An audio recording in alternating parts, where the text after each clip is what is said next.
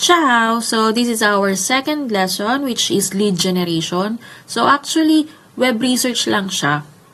Nagawa lang siyang lead generation kasi after mong mag-gather lahat ng information na gustong ipagather sa iyo ni client, meron siyang prepared templates for you para i-email yung mga na-collect mong data. So, depende kay client kung ano yung business niya or ano yung gusto niyang ipa-research sa'yo. So, for today, let's say, ang client natin ay nagpapahanap ng restaurant. So, nag-share siya ng spreadsheet, as you can see. Merong details na name, address, reviews, contact number, email, and website. So, let's say na ito lang yung mga basic na pinapahanap ni client. Pero, we don't know exactly kung ano yung talagang ipapahanap sa atin ni client for in future or sa future client natin. So, possible marami pa yung information na gusto niyang ipahanap sa'yo.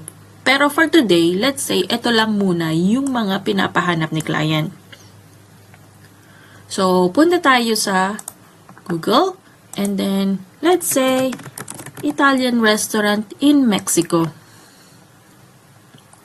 So, as you can see, meron ditong parole, restaurante italiano. So, i-gather natin yan. So, kailangan natin yung name. Kasi kailangan yan.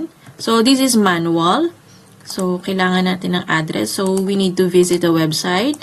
So, kailangan natin yung address, which is here. So, Control C, and then Control V. So, sa reviews, so, ito yung reviews, 4.8. And then, contact number. So, kailangan natin yung contact number.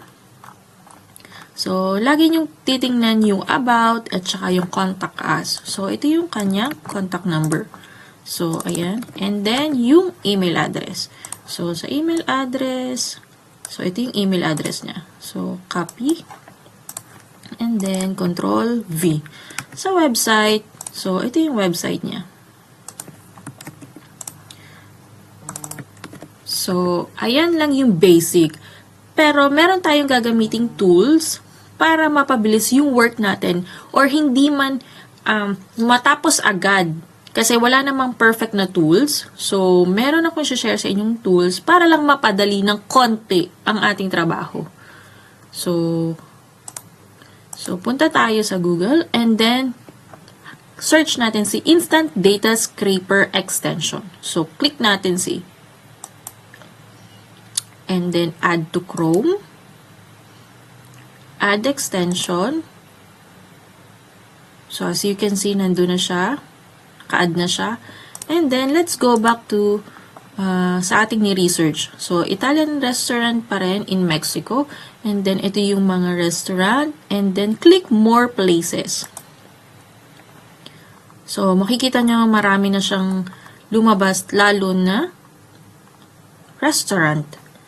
So, kung iisa-isahin natin yan, syempre, medyo matatagalan tayo. Pero, kung hourly tayo, syempre, we need to maximize yung ating oras, diba? So, what we can do, so, i-click natin si extension, Instant Data Scraper. As you can see, nag-yellow yung website. And then, kung makikita nyo sa first na lumabas dito, so, wala siyang details. So, kiklik natin si Try Another Table. Ayan. So, makikita nyo, ito yung restaurant name. So, nandito din yung reviews. And then, address. So, sa address, kailangan natin yung specific address. So, ayan. And then, meron din ditong yung website. So, okay. So, click lang natin yung copy all.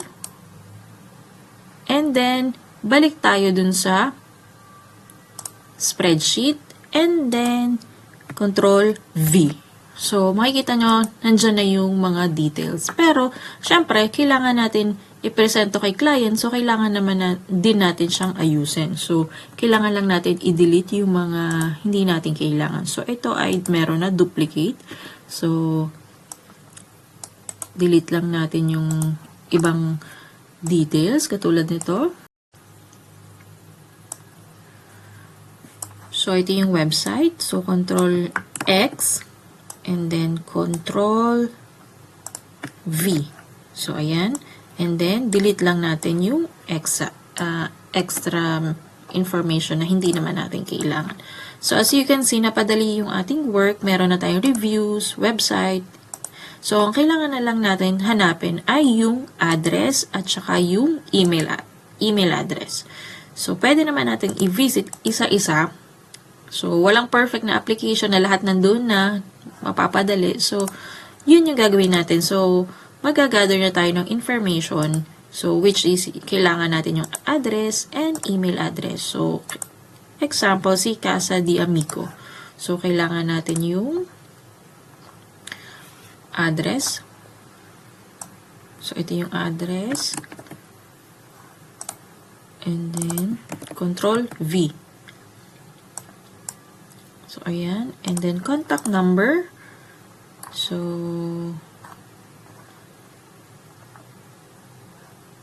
hanapin lang natin yung contact number nila. Let's see.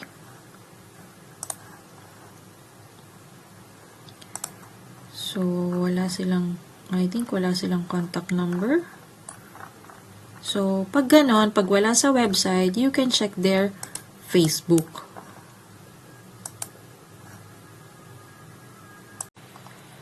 So, ito yung kanilang contact number. And then, nakita ko rin ito yung email address. So, ganun lang si lead generation. So, if wala sa website nila yung hinahanap nating information, yung contact number, pwede natin i-visit yung mga social media platform nila para makompleto natin yung information na kailangan ni client. So, yun lang si lead generation. So, sana may natutunan kayo. Grazie.